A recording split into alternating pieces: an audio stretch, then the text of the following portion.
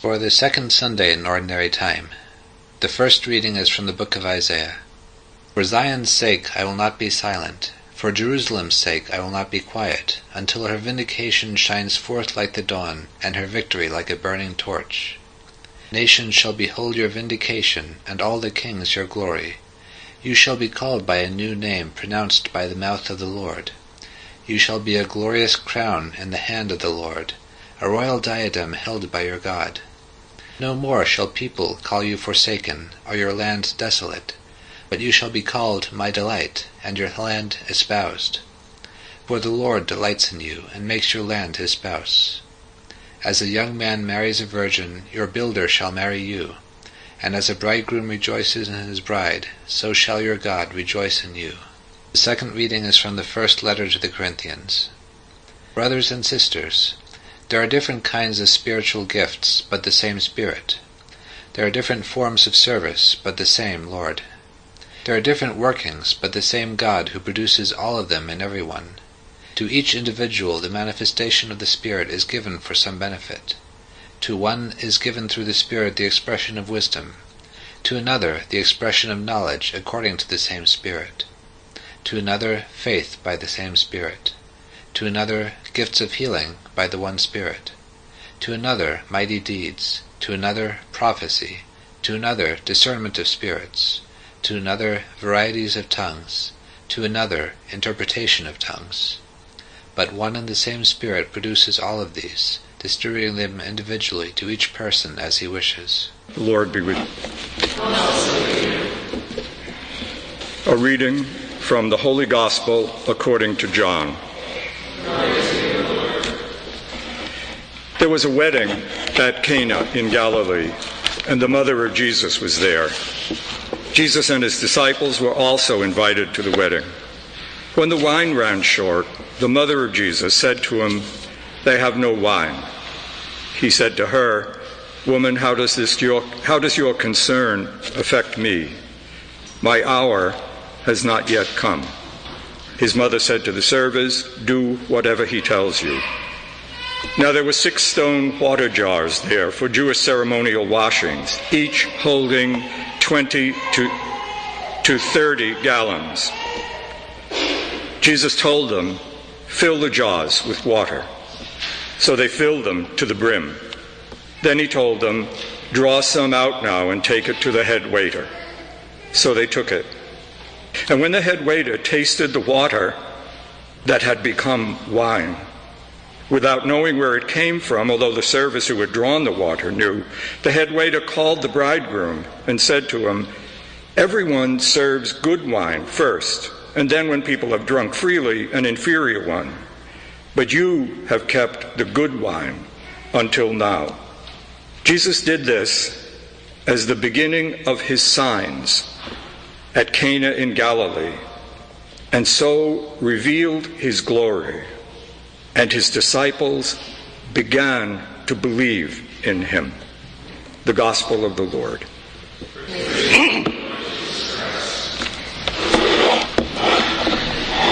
Just a couple of quick preliminary things. I could have mentioned it just before we listened to the second reading.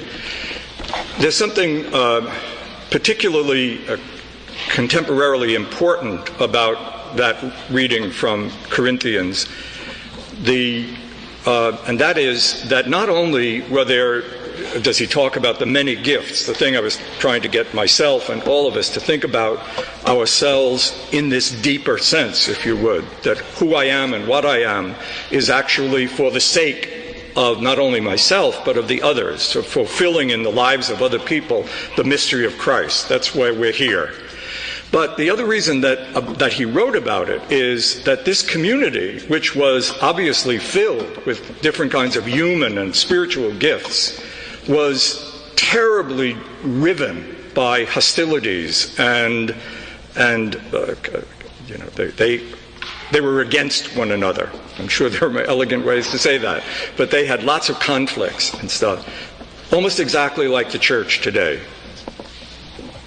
It shouldn't surprise us although maybe we should be surprised by the depth of trouble that the church has, right, the Catholic Church everywhere in the world, certainly in the United States, for a lot of different reasons. But one of the reasons, and the important ones, is that the very gifts different people have in the church, different forms of spirituality that have grown up in the church, different insights into the mystery of Christ, different understandings of how to structure the church, have become not sources of mutual encouragement and enlightenment, but sources of very deep hostilities in the church.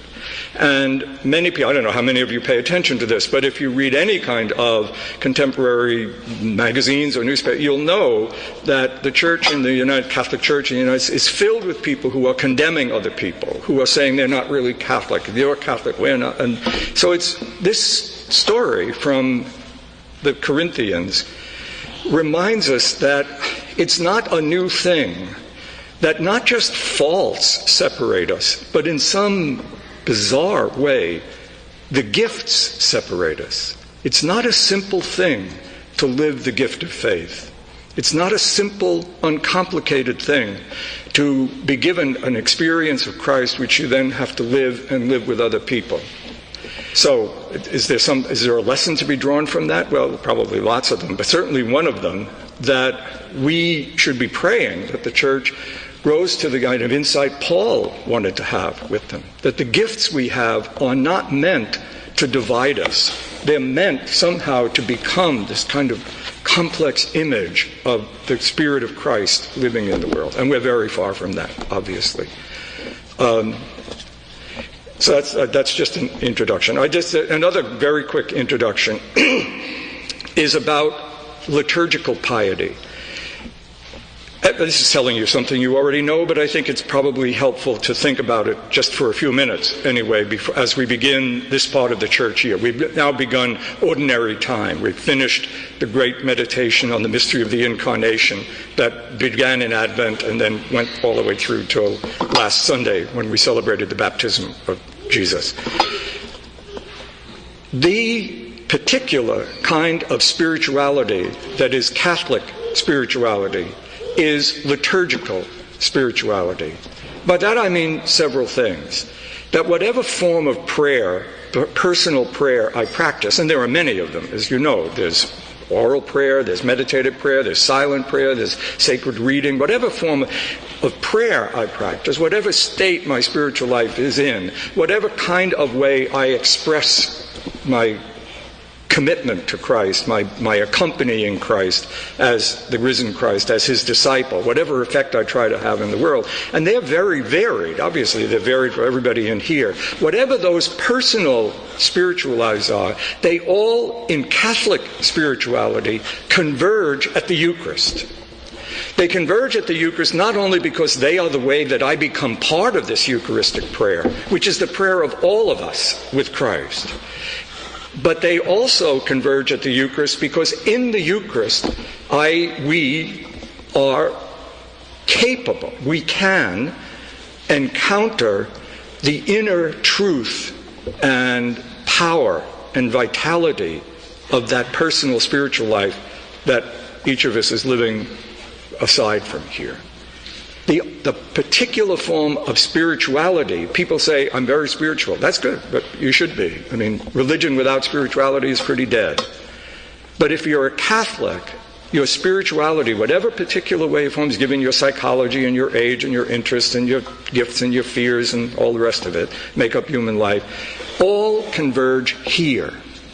And I have to live them in a way that I recognize that they converge here. And I come to the Eucharist to pray it together with Christ and to find gradually over the months and years in this experience of the risen Christ in the Eucharist, the source of this personal spiritual life that I live not only by myself, but as Paul points out, with others, finding a way to combine our gifts. There's another thing about liturgical spirituality, and that is the rhythm of the liturgical year. That through the course of the year, those who put together the readings for the liturgy, for the Mass that we listen to over the course of 3 years on Sundays, try to bring to us different insights. My personal spiritual life is not just what interests me, or not just what I know, or not just what not just what God is doing in me, but it is the life of the whole community. It is the mystery of Christ carried through centuries by the community. And we're offered in these readings these kinds of insights. So the point of the readings in liturgical piety is that it opens up possibilities of a deeper experience of the mystery of Christ, of the mystery of my own baptism, of the mystery of my own gift of love for others, of the presence of Christ's Spirit in me, which I believe in. So, ordinary time is the time in the liturgical year, we meditate year after year on the enormous mysteries, the incarnation, the mystery of the death and resurrection of Christ, the sending of the Holy Spirit, the presence of these great mysteries that are at the heart of our imagination of what it is to be a human being who believes in Jesus Christ, the risen Lord. Ordinary time explores the dimensions of those mysteries in ordinary life, in what goes on with us. And this is the first Sunday, basically, of ordinary time. And I think it's significant that they chose these readings. I've already talked enough about the second reading, I think, to see why it is significant that at the very beginning of thinking about our life together, about my own life and what it means and what I'm going to do this year and how I'm going to live this and what's sort of happening, that we think about it as given to me, the complex amount, it could be an ordinary gift, it could be a particular spiritual gift, given to me to be shared. It's a sign of your vocation, my baptismal vocation. I have been baptized into Christ for the sake of the community and the world, just as Christ, Jesus, lived for the sake of the community he formed and the world. So I've said enough about that. I just want to talk for a little bit, because it's important, about the gospel reading. And it's significant that they picked this. This is a year that most of the gospel readings are going to be about Luke. Why did they start with this particular reading from John's gospel? There are reasons for that are particular to John's gospel. This is not a story about, John does not tell this story, which is at the very beginning. This is the beginning right near the beginning of the second chapter of his gospel. He doesn't tell it because this is going to be part of a kind of biography of Jesus that goes on. He tells it because it is a kind of icon of the whole thing, the whole mystery. For John, for the writer of John's gospel, the reality of salvation, that is to say, the reality of the communion, this deep communion between God and human beings that was suggested in the first reading, in those really wonderful but kind of weird passages where God is portrayed as saying to Israel, who has betrayed him, who has been in other parts of it called a whore because of going over other gods, calls her a virgin whom he espouses, this intimate communion between God and people, which is at the heart of all of the longings and restlessnesses really in our life, though we don't frequently recognize it. For John, it's already there. It's already done. It's done at the beginning of the gospel.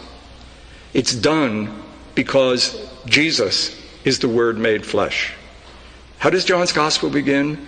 Not with the birth of Jesus, not with the Annunciation, as it does in Luke and Matthew. In the beginning was the Word, and the Word was with God, and the Word was God. And the Word became flesh and dwelt among us. And we saw his glory. It's going to be played out. It's going to reach its climax in the glorification that is Jesus' death. When I am raised up, I will draw all reality to myself. The death of Jesus in John's gospel is not a tragedy. It's not pain. It is the final revelation of who God is. Because the word glory in Scripture means they use the word glory, the glory of God, to express a kind of felt presence of this loving, guiding, powerful mystery. God's glory was revealed when the Red Sea parted. God's glory was revealed when they were fed, when there was no food in the desert. God's glory was revealed when Moses was able to see him face to face. This experience, a felt presence of this infinite, accompanying, loving, powerful mystery. When John says, we saw, the Word became flesh, and we saw his glory, he means to say, he would have said to the people who read it, that in Jesus, and in the encounter with Jesus, and of course in the encounter which still can be had, the experience of Jesus as the risen Christ, which we have, in that encounter, you can experience the presence of this infinite, accompanying, loving, powerful, guiding presence. And what allows you to do that is that you live your experiences as what John calls signs. This first sign, the changing of the water into wine, this first sign, Jesus revealed his glory, and his disciples began to believe in him. You see why it's a story about a wedding? Obviously, right? From all the way back, and it looks all the way back to God's glory revealed when he married Israel in the desert. It's a wedding story. But it's also a story about something radically new. The water of that first wedding needs to be changed into the wine of the new covenant, of the new presence of Christ. You hear that word wine, you obviously think, wine, water into wine into blood flowing from Christ. It's the wine of the Eucharist, the blood of the Eucharist. Why the Eucharist is a wedding feast, a meal. But it's also set in a wedding. It's also, besides being set in a wedding, it's also an expression of Jesus revealing the enormous abundance of this presence. The amount of wine that is supposedly produced there is exaggerated to the extreme. Gallons and gallons and gallons and gallons of wine. It's a sign of the superabundance. It's a story about the last age, the final accomplishment of what creation is about. That is to say, that it should become part of the life of God, that it should fulfill itself in being itself with God. This is the deepest Christian imagination of human life. And for John, it's already there. It's all there. Because in the beginning was the Word, and the Word became flesh. And in Jesus, the story of God is completely expressed. He becomes the story of God. It will be totally, finally expressed in human terms when he dies. When his gift of himself to the Father, his trusting love, is offered to us. Excuse me. So this place in John's Gospel, there are going to be lots more signs. They are not only signs which refer to the past. This is the last point I want to make. It's not only signs that refer to the past, to the story of God's revealing of himself all through his life with the Jews, but they are also signs that refer to the future. That is to say, they refer in our terms to the sacramental life, to the world as sacrament. Just as I don't know if any of you were at Mass last week. I hope you were. But if you were, you probably heard somebody talk about the fact that it was very odd that Jesus should be baptized, right? He wasn't sinful. This was a baptism of conversion and things like that. And one of the reasons why the story of the baptism is kept and told over and over again is, and the fathers say this often, in entering the water, he baptized the water. That is to say, this water became, any water, becomes, especially when it's blessed, becomes the presence of God, the presence of Christ. Christ's identifying himself with our sin. He was not sinful, he identified himself with sinners, and the water then becomes that which allows our sin to identify itself with Christ, and that's why we baptize people. And again, these signs that John talks about look not only to the past, but to the future, to our life. And the sacrament of the water made wine becomes the sacrament of the Eucharist. It's the place where Christ is present in your life, my life, all the time, in all sorts of ways, and in ways particular to my life. But in the Eucharist, all of those stories that we brought here become part of the wedding banquet, the eschatological banquet, the promise of what our lives really will be. And so we bring these gifts, failed, wounded, lived. We bring them with thanksgiving. We bring them with contrition, open help, and we take from here the power of Christ. They become part of the wine of Christ. Or the wine of Christ becomes part of our life. So we live ourselves, those people who live marriages, and if we had a lot of time, you probably think we have too much time taken already. If we had a lot of time, you would obviously start thinking about those of you who are living the sacrament of marriage. Right?